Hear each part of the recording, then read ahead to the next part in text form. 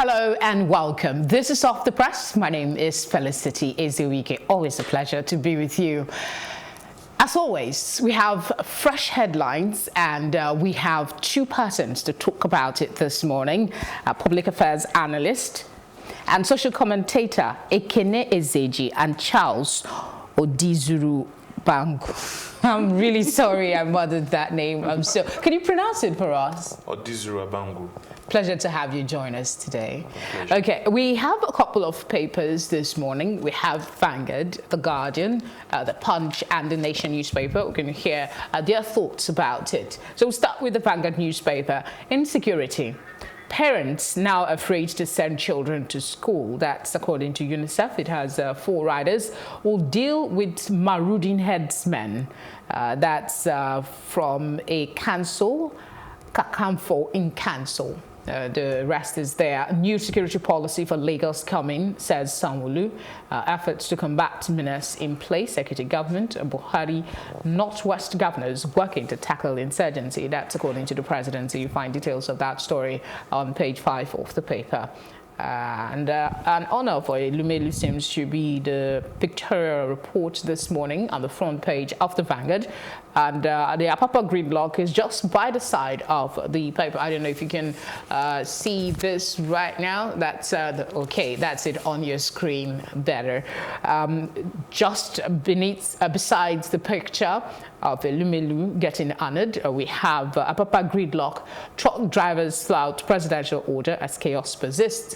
Ganduje orders probe of Kano Zoo's 6.8 million swallowed by gorilla. The kind of headlines you see. We also have Nigeria, world's 16th least peaceful country. That's a new report. That's it on your screen. You also, beside it, you see 2019 polls why Army got into trouble. That DOC. Ministerial nominees, governorship candidates battle others for state slots.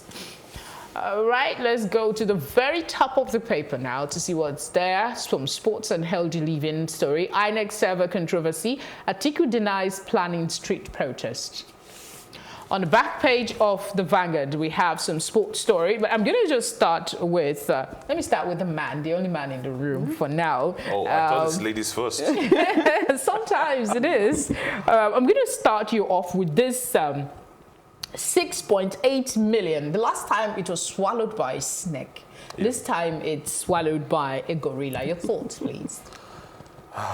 Well, the gorilla is a mammal, right? So I'm beginning to wonder how tasty, raw cash can be, and how that can actually be possible. I think it's more like something that's been made up, conveniently made up, because it's going to be pretty difficult for either a snake or a gorilla to swallow cash. I mean, it's big. Well, isn't this trivializing issues? Because if papers are now going about and reporting it as news, doesn't that worry you? It worries me, but it's beginning to look like entertainment, Nollywood entertainment. That's yeah, because if we had done what we are supposed to do as a nation, or law enforcement have tackled such cases that had been reported before now, we wouldn't see repeat. So if the python had swallowed some money some time ago and nothing came out of it. And now gorilla. Yeah, gorilla. Maybe that case is actually still in court. I think I saw a story about it. But I want to actually come in and say, at the same time as you hear this story about the gorilla swallowing almost 7 million naira, you hear of a boy whose wrist was cut off. I don't know if you heard that story. Yeah, by 60-something year old. He thought he had gone to steal fish from his pond. And then you hear of another man who got, I think it's 6 months in prison for stealing a bag of cola nuts worth 10,000 naira. So you feel the average person is feeling the grind of the law, and yet you find when big sums like this are missing, and clearly they're being taken by people who are within the ruling community, nothing is being, and we're making fun of it. I feel it's really embarrassing, it's shameful, and it's really, I don't know how to express how unhappy I am about the fact that this is happening. Certain not a single Nigerian is happy to see this kind of story because it trivializes, and for newspapers to carry it that way, in quote, swallowed by a gorilla, it's, are they making fun of us? I'm looking for the right nasty funny. Yeah. I think that's the word I should. Well, I think the newspapers are beginning to share scripts for Nollywood movie writers and directors. You're looking at the other side. All right, let's look at this big one here on the front page. Insecurity. I'll come to you, Ekene. Yes, I mean, clearly when parents are now afraid to send children to school, then you're dealing with a real, this is the headline, not the gorilla. This tells me that in spite of the fact that we see the president in Katsina assuring them, you know, like with the same similar kind of phrase or phraseology as he used with Boko Haram, we're getting it under control. I forget the exact form of words, but similar to what we heard regarding Boko Haram. It's not assuring because the people on the ground are telling you that they're not happy with the way things are. They're feeling the pinch. They're afraid to send their children to school. There's another newspaper that shows you schools where hoodlums are hiding out in because they're dilapidated. Okay, yes, and you see a lot of that, not just I think in Lagos, there's schools in Ogun State, in Lagos, as well as a few. But this is something that's across the nation. And if parents are saying they're not comfortable sending their children to school, then use that as a measure that things are really coming out to the fore and people are not happy with the way things are. So you're not handling things. That's really the measure of what I'm saying. Charles, I don't know if you're familiar with this story. Nigeria, world's 16th least peaceful country. That's a new report. Let me even see. A few years ago, I think we're ranked as the happiest, right? Yes. In Yeah, spite that was of all the years challenges. ago. That's changed now. It's not up to 6 years, if I'm not mistaken. No, you're right. It's not up to 6 years. I hope I'm correct, but I think it shouldn't be more than 6 years at the, you know. This one is from the Global Peace Index. Yes. For 2019. Yes. Global Peace Index 2019. Well, that's a clear reflection of the story you had just mentioned a while ago about insecurity and parents being scared to send their children to school. It's really a new low. It is. But actually, last year we were ranked low. You know, I know we all remember when we were the happiest. Yep. But last year we were ranked low in terms of, you know, I think it's something to do with depression, and so we've swung. The pendulum has swung from one side to the other. Yeah, and we had won something, the world's poverty capital. Right? Yes, yes. So we're not really scoring very highly on those developmental indexes. We're not doing well at all, and it was kind of heartwarming hearing the president talk about drawing 100 million people out of poverty. We hear these words every day. I mean, we've not seen the plan to do that. Though he said in 10 years. So if you say in 10 years, if you divide 100 million, then we expect 10 for each year. And 2019 is rounding up pretty soon. There's still some interesting headlines on the Vanguard if you'd like to take a look at that when you visit your vendor. But let's see what's on the Guardian, of course, so you can have a better perspective. This one says controversy intensify over EU election report. That's on the front page of the Guardian newspaper. It has four riders actually. Verdict tears apart ruling opposition parties. INEC to review party registration guideline as EU folds polls. There are other riders to that story. But let's go to what's, let's lift to the top now. Yes, there you have it. Police confirm bandits' killing of 34 persons in Zamfara. We also have Africa needs $98 million to contain Ebola next month. That's according to the WHO. The situation doesn't seem to be abating at all. In the news earlier, we saw a story of them considering declaring it a world emergency, but because of the economic backlash, they chose not to go ahead with it. I'm sure you find details on page 4 of the paper. Nigerians must learn from Rwanda genocide experience, Gambari wants. Who is he? Find out. Let's see on the back page of The Guardian, we have some sports stories. Nigeria battles host for survival. All right. I think I'll come back to Charles. Which of these headlines would you want to pick on first? Let's look into the EU election report. It's a bit shocking, I would say. Immediately after the election, they issued, I think, an interim report. The interim report is a stark contrast to what they're saying here. No. It would have been heartwarming if they said what they're saying now in the interim report, at least in a lighter way. What they had said in the interim report makes, it could easily bring into question the authenticity of this report. Okay. But be that as it may, I would expect the authorities to see it as an opportunity to begin to do the right things. The election is not completely over. The opposition candidate is still in court, still contesting it. We don't know what is going to come out of it. And the EU final report mentioned about the way the Chief Justice of Nigeria was shoved out of office. It kind of implied it was ultra vires. Ultra vires, it's happened. But what do you think about jumping to make interim reports when you don't have all the facts? Wouldn't it have been better to take time the way they did now to produce a comprehensive report that doesn't, you know, bring up that shadow of doubt, like you just expressed? Well, like I said, I'm not a European citizen. I'm not part of the panel. I don't know if it's part of their terms of reference or their modus operandi. I don't know what to say about it, but honestly, as a professional I love to see things purely from a professional point of view, because if we are all professionals in what we do and we approach it that way, I think we make things better. I was going to add they've left room for so much doubt. Okay, I was going to add that in a way I wanted them to have an interim report because we could all see that things weren't going according to the way they should have gone. We could see that there were clear issues of rigging. Yeah, but my worry is the contrast between that. And then some of us, the impression we got as to why they did that was because they were being diplomatic. They didn't want to say anything whilst they were on the ground and whilst things were still heated, because a lot of people anticipated that election could have stopped them from. What are they afraid of? Could we have stopped them from leaving the country? Maybe they could have been the people that, you know, all the time they're seeing themselves as ambassadors or mediators. They don't want to strike the match that sets the bush on fire. They should probably have refrained from giving an interim report if they know that the final report they are going to produce will be in sharp contrast to what they said earlier. That's one way to avoid saying anything and then say what you really mean when you have to say. If they are diplomats, I want to believe they're covered by diplomatic immunity. Exactly. Secondly, didn't you hear the body bags? Well, the body bags threats came from the Kaduna State governor. And that was widely condemned That was widely condemned, and that was still not enough to shake a diplomat, as it were. And in fact, I think EU, they've made a mess of the whole.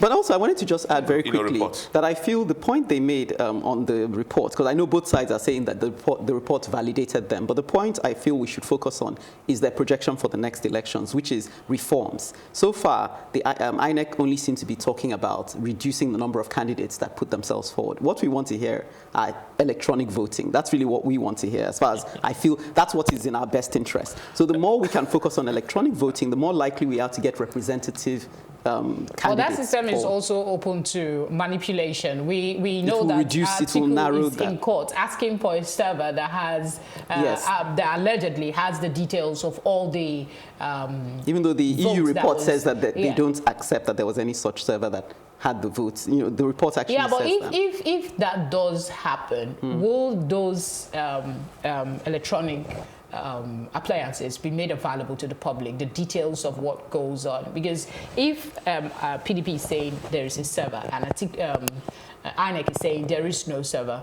who are we to go with? All right. So there's... You see, permit me to cut in. The issue of INEC saying there is no server leaves a lot to worry about. You're not convinced? It's impossible. High-ranking personnel from INEC alluded to the presence of servers. A few stuff we have seen circulating on the social media, which were kind of educational preparation from INEC to the public, have shown there should be a server. Before you vote, you're validated by a card reader. So is it after the election, you look at the card reader, how many people were accredited, and then you note it down? Is that how it's done? There's a whole lot of explanation to be done. And when we're talking about electoral reforms, I expect the 9th Senate to pick up from where the 8th Senate left. Okay. There is an electoral act which was rejected by the president, and the only reason had to do with timing, if I'm not mistaken. So there's no reason why it should be dumped. And then on the issue of electronic voting, the sanctity of electronic voting can be protected. it surely can be protected. Well, let's look forward to better days ahead. The National Assembly, they're just getting warmed up. Let's see in the next 2 years, we'll be having this conversation on a different level. Yeah, we hope so. I hope so too. The Punch newspaper is next for review. Public secondary schools turned into hideouts by hoodlums as facilities rot. That was what you were alluding to, the pictures are here. Government has abandoned, Gov has abandoned school monitoring. That's Nigeria Union of Teachers. There's a picture. Let's see if we can have that picture on the screen for our viewers to see pictures of schools that are not so good for the eyes. Okay, I'm sure our camera people will get to it in a bit. We'll move on now to power distribution. Just beneath to the photographs, you have power distribution firms, old transmission company, 231 billion naira. There you have it on your screen, the pictures I was referring to earlier. And then right underneath it, you see the power distribution story. Also beneath it, you will see on the green bar is NCDC conducts risk assessment on Ebola. Criminals stab photographer to death, injure fisherman in Lagos. Abiodun reverses Amosu's policy on Mapoli. That seemed to be some controversy. There is an editorial on the Punch newspaper, at the very top of the paper. June 12th, Punch triumph in 25-year legal battle. You might want to read that. I plan on doing so. Oshupol, Supreme Court here's Adeleke PDP's appeal today. That's about most of what's on the front page. And on the back of the Punch newspaper, we have CBN and the free-floating Naira. Economic Renaissance by Henry Boyle on the back page. I think I'll start with the lady this time. Ladies first. Ladies first. So had to come to that. Let's look. We've talked about this public school situation. Let's see which are the headline here. I want to talk about the fact that the Ebola. Because a lot of people commended the way we handled the Ebola situation. Lots of doctors who were at the forefront at the time, because I got to talk to some of them, they said, that they were impressed with the preparedness, with the way we addressed it. And so we want to keep an eye on how they handle things this time around, because if they're already throwing up some concerns, then we should take them seriously. And I think they are an example for the rest of the way we operate. We need to watch how they operate. So it just shows that Nigerians we're not getting everything wrong. We understand administration, we understand. Yeah, because what is lacking in a lot of all these statements people are making, whether about security or education or even about the situation on the Apapa Expressway, we don't get a sense of foresight. We don't get a sense of planning, the detailed thinking that goes into trying to put something together. People call it project management. But hopefully the people handling the Ebola situation will give us a demonstration of what that looks like. All right, I'm told we have about 3 minutes more on the program, so just take a look at the Nation newspaper quickly. The headlines here: EU report sparks fresh APC-PDP spat over INEC server. Atiku, I have no plans to protest tribunal's ruling. That's interesting. At the very top of the paper, we have law backs you. Ajimobi tells fired cancelled chiefs. WAEC, we won't reissue certificates. The special courts for traffic offenders, something on page 38 of the paper. 431 debtors owe AMCON between 1 billion naira and 10 billion naira. Police battle bandits, kidnappers. That's some of the headlines on the front page of the Nation newspaper. And at the back, as usual, you have comment and debate. Today, it's Abiola's contempt. That's what this writer is talking about. And on Hardball, you have kidnapping, Southwest, and changing narratives. Let me come to you, Charles, quickly. We talked about the server issue as if we knew this was on the headline this morning. But what do you make of this rider, Atiku? I have no plan to protest tribunal's ruling. Well, is that a good or bad thing? Well, I think it should be a good thing because I think I read somewhere or I had it on the news. It seems as though he's being accused, he's trying to obstruct public peace, which is illegal. So I think he needed to release a statement to protect himself. Otherwise, the government of the day could pick him up. I like the way Atiku is comporting himself. Sometimes I wonder if had things gone differently, perhaps he could have shown us something new on the political scene. So I think it's good that he's contesting. It's good that he makes these statements to show that he's law-abiding, because people need to see those at the front leading by example. Yes. So he's doing that, even in the midst of the fact that he has clearly spent a lot of money. He's clearly, he has a lot that he could be counting his losses now, but he still sees it as important to be statesmanly. So I think that's to his credit. Well, the issue of counting losses looks as though seeking for public office is a business, after which you're going to recoup. Well, in this country, one will not be crucified if you think that way, because of the, the passion, the financing that goes into that it. goes with it. Well, that's correct, but however, that's part of the reforms we need to begin to see. True. Because if it remains this way, that people will have to spend so much to get into office, then there's no way we're going to win the war on corruption. It's technically impossible. That's what we're all fighting against, corruption. Thank you very much, Charles and Ekene, for coming on the program this morning. Thank you for having us.